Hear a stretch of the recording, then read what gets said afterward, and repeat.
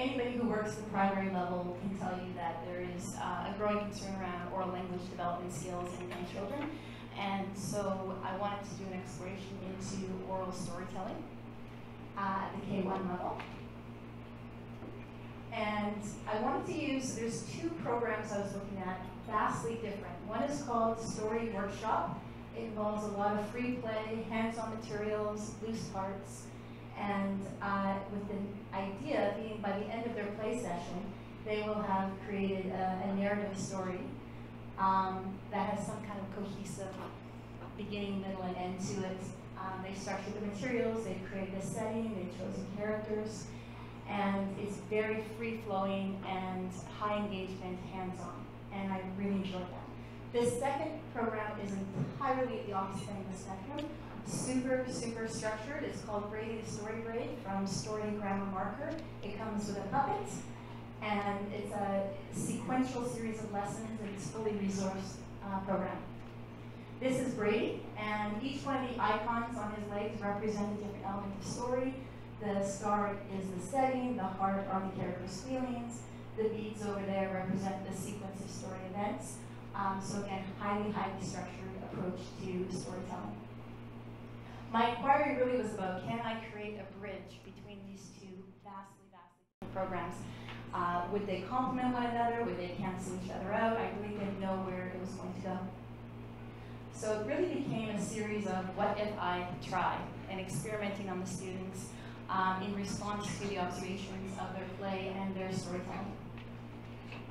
So my first what if I try was, what if Story Workshop is not required to create a full narrative and they just have the opportunity to explore elements of stories.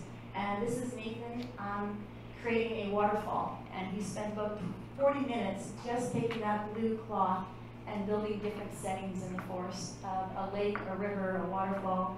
And I thought, that's okay, he's exploring elements of stories, that works for Story Workshop. What if Brady simply became part of our classroom all the time? And here he is out during the partner reading time. Very, very popular member of our reading groups. And also, he came out during center time and was part of the Lego Center, and would the kids use storytelling language whilst they were building with Lego? And yes, they did. And they used it in the art center, they used it in the farm center. Wherever Brady was, the kids seemed to go into using the icon cues to tell stories. What if, after a play session, kids have the opportunity to record their ideas on paper from their story workshop, and then as they completed that, they're able to use the Brady puppet.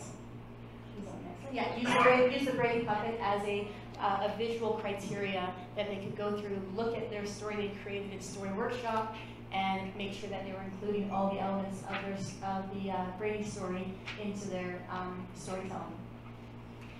The concept of being inspired by really livened things up, increased engagement, and was a lot of fun to work with. We talked about being inspired by stories.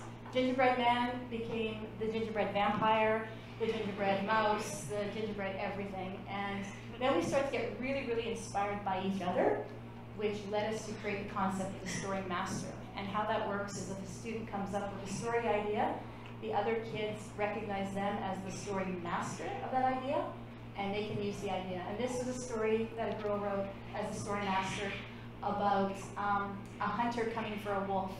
And so the wolf called the rest of the pack. And the kids just went wild with that story, and it went into all sorts of interesting directions. So a big thumbs up to the programs. I started not sure if they would work together, and I'm now at a place where I don't know how they can work without each other. They're like two wings of an airplane, having that free play time, and then using the structure to really help them consolidate their ideas. However, one thing I noticed, and this is where I would take it next, is that in all their imaginative play, the students weren't valuing their own stories. They wanted to tell big, dramatic, exciting stories rather than their own stories. And so what I'll do next year is very much inspired by this little boy here. Not an imagination kid, but incredibly talented at observing and recognizing the stories in his life that he wants to tell. Stories of his cat beating up the dog and the dog having to go to the vet. his mom climbing a tree to hang their hammock. Really great storyteller of his own stories, and that's what I'd like to see happen more next year. Finding a way to develop hands-on materials and resources that will aid them in telling their own stories and valuing their own stories, and not just the baby unicorn that got kidnapped by pirates. So that was what my inquiry was about.